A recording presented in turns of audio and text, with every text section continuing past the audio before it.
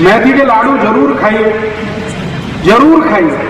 मेथी के लाडू बनाइए गाय के तूप में और गुड़ में, गुड़ गाय का तूप और मेथी के लाडू बनाइए, भरपूर खाइए।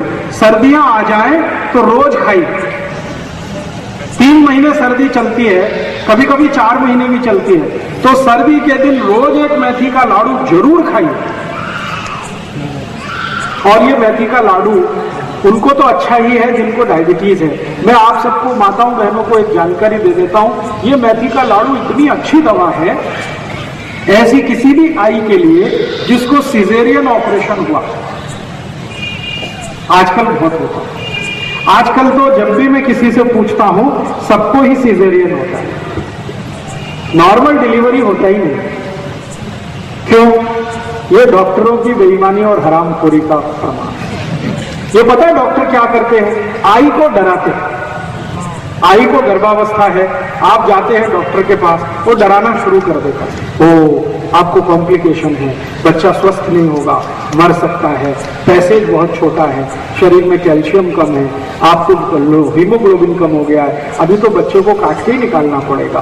तो आई को डराते हैं, आई के घर वालों को डराते हैं, वो बेचारे सब तैयार हो जाते हैं और डॉक्टर का धंधा चल पड़ता है।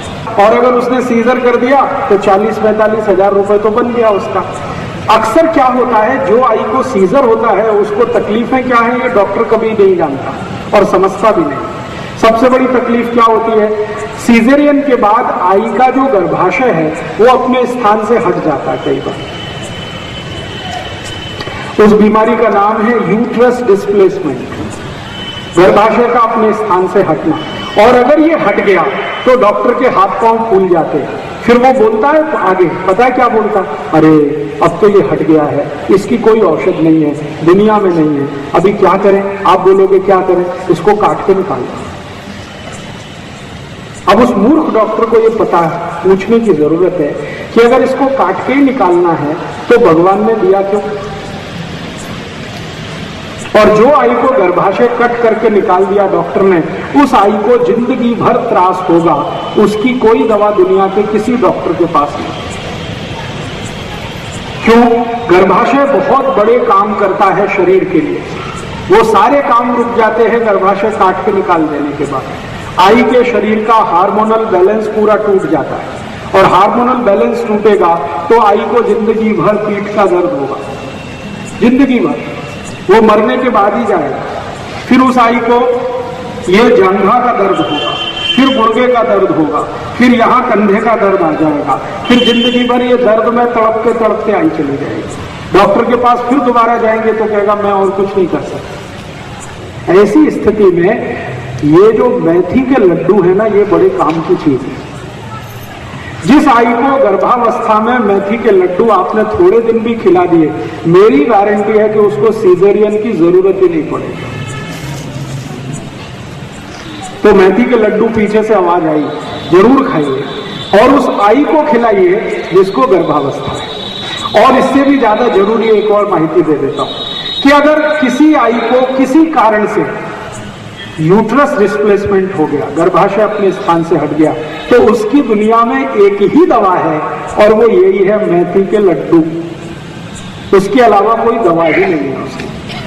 तो जिस आई को गर्भाशय अपने स्थान से हट गया है उसको नियमित रूप से मेथी के लड्डू खिलाइए। लड्डू बनाना आप सब जानते हैं। मेथी के लड्डू नियमित रूप से अगर आपने खिलाए गाय के दूध के साथ, तो 3-3.25 महीने के अंदर आई का गर्भाशय वापस अपने स्थान पर स्थित हो जाता है और उसकी जिंदगी में जो त्रास होने वाला है वो सब दूर हो जाता है। इसलिए मेथी जो है बहुत अद्भुत औषधि है, अपने घर में जरूर रखिए। डायबिटीज के लिए काम आती है, आई को गर्भावस्था में काम आती है, यूट्रस डिस्प्लेसमेंट की सबसे अच्छी दवा है। और यही मेथी और भी कई रोगों में काम आती है। और क्या रोगों में काम आती है? अगर आपके शरीर में वात से संबंधित कोई भी रोग हो गया तो ये मेथी ही सबसे अच्छी औषध है। वात से संबंधित रोग, गुर्दे दुखना, ये वात का रोग है। ये टांच दुखना वात का रोग है। एड़ी में दुखना ये वात का रोग है। हड्डियों में जॉइंट्स में दुखना ये वात का रोग है। कंधे में दुखना वात का रोग है। मनके का त्रास वात का रोग। ये सभी वात के रोग की सबसे अच्छी औषधि यही है, मेथी का दाना। खाने का तरीका मैंने बता दिया।